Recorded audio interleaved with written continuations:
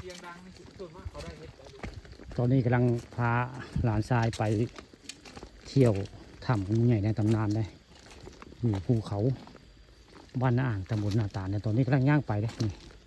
ตรงไปเรื่อยจะร้านตรงไปเรื่อยหลานชายเลยเสียงจากพยายามเห็นเห็ดเพาะกระชาเนาะเห็ดเพาะมันเนาะจะร้านเนาะเอาทำเห็นได้ เอาพวก3 รูนพอเนาะ ตอนนี้ยังบ่ฮอดได้กำลังไปได้ไปถ้ำงูใหญ่ในตำนานหรือว่าถ้ำหินปูนบ้านนาอ่างตำบลนาตาลได้อยู่หัววัดนกคูเบี้ยน แต่บ้านได้มากลัวหญ้าในผู้นี่ หมานบ่ได้บ่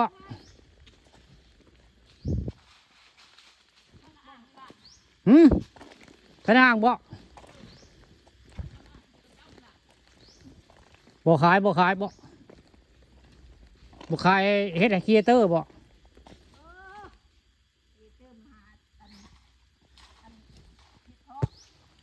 ครีเอเตอร์มาย อดวิวมันก็พอแล้ว มา เอาเงินในอากาศ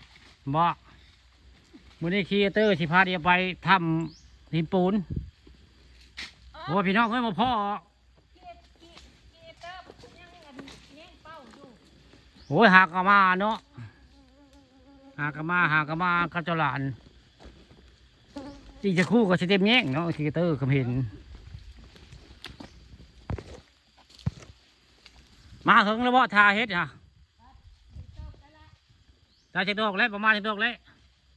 ได้เกือบโลเลยได้ โว้ไปเจ้าหลานครับขึ้นพี่ขึ้นพี่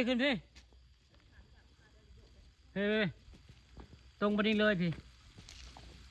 พี่ ไปครับ ยังนี่เชิงหน้าเดียวนี่ โอ้มีลูกเกียดอยู่นะ นี่ก็คือเป็นภาพทางไปได้มาพ่อเซียนหาเฮ็ดกับเจ้าได้ผมทางไปทำหินปูนแหละนี่พาเชียงยามพาไปเที่ยวทำหินปูนได้ ถ่ายห่มมัน ถ้าห่มบ่โอ้มันห่มคักแล้วจะรับเบิ้งห่มคักไทยเข้ามานี่โอ้คักไทยพี่น้องห่มคักไทยล่มลื่นเท่านี้ล่มลื่นแท้ทางไปทำหินปูนหรือว่าทำงูใหญ่ในตำนานนี่ที่ไอชอบบ้านอ่างในเพิ่นไปหาเฮ็ดบดงามดุสิเวตพี่น้องก็เลยข้ามโขนเพิ่นว่าข้ามโขนแล้วโบแมนที่บาทนี่ข้ามไปมันติงพี่น้องไปงูใหญ่เลยงูใหญ่หาลำเผาเนี่ยเพิ่นว่าไอชอบไว้ฟังได้